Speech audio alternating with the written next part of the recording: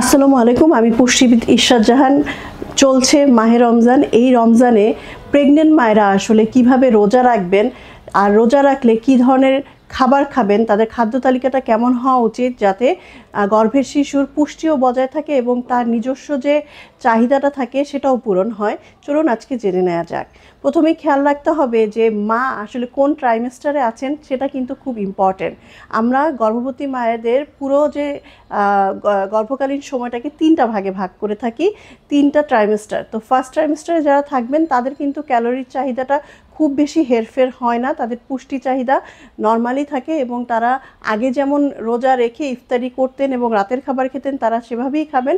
কিন্তু সেকেন্ড ট্রাইমেস্টারে যারা আছেন তাদের জন্য কিন্তু আসলে এই সময়টা খুব ইম্পর্ট্যান্ট, কারণ অনেক সময় দেখা যায় যে বাচ্চার যা দরকার সেটা কিন্তু সে মায়ের শরীর থেকে নিয়ে নেয়, কিন্তু মায়ের শরীরে যখন ল্যাকিংস থাকে বা অভাব থাকে তখন কিন্তু মা নিজেও ভুক্তভোগী হন এবং বাচ্চা তো অবশ্যই সেই অপুষ্টিতে ভুগে থাকে।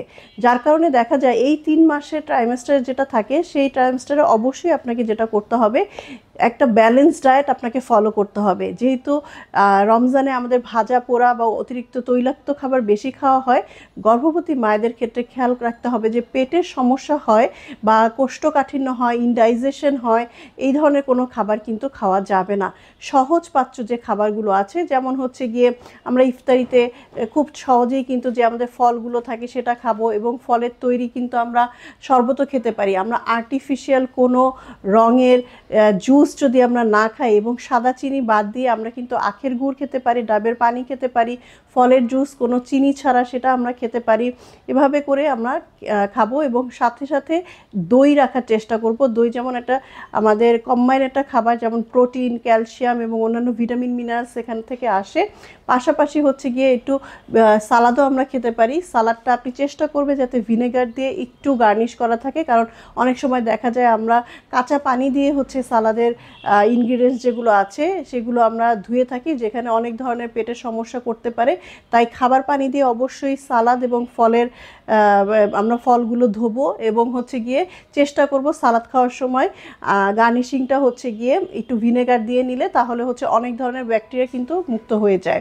পাশাপাশি যদি ভাজা পোড়া খেতেই হয়, কম তেলে, একদমই কম তেলে ভাজা যে খাবারগুলো আছে সেগুলো আমরা খেতে পারি। যে কোনো একটা আইটেম আপনি রাখবেন এবং অবশ্যই চেষ্টা করবেন যে শারীরিক যে হাঁটা চলা, খুব রেস্টে আমরা শুয়ে বসে থাকি সেরকম না, নর্মাল যে কাজ আছে সেগুলো করব। রাতে খাবার স্কিপ করব না, রাতের খাবারটাও আমরা খাবো। সেটা হচ্ছে দই চিড়া হতে পারে বা নর্মালি হচ্ছে এটা ছোলা বুট হতে পারে বা মুড়ি হতে পারে, এটার সাথে একদম নর্মাল খাবার খাবো। এবং ভোর রাতের খাবারটা অবশ্যই আমরা খাবো কি, একদম ভাত, মাছ, ডাল এবং সবজি।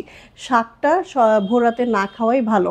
তো এভাবে যদি সারাদিনের খাবারের যে আমাদের রোজা রাখি, তো রাতের বেলার খাবারটা যদি সন্ধ্যা থেকে ভোর রাত পর্যন্ত এভাবে একটু মেনুটা ঠিক করে নিই, তাহলে গর্ভবতী মায়েদের আসলে এই ধরনের সমস্যা, কোনো ধরনের সমস্যা ছাড়াই কিন্তু আপনি আপনার 30টা রোজা পালন করতে পারবেন। এবং খেয়াল রাখতে হবে, যদি আপনি কোনো ধরনের কমপ্লিকেশনস ফিল করেন তাহলে অবশ্যই আপনার যে গাইনোকোলজিস্ট আছে তার সাথে কথা বলে নেবেন এবং নিকটস্থ পুষ্টিবিদের শরণাপন্ন হবেন এবং আপনার জন্য একটা যথাযথ ডায়েট চার্ট করে নেবেন।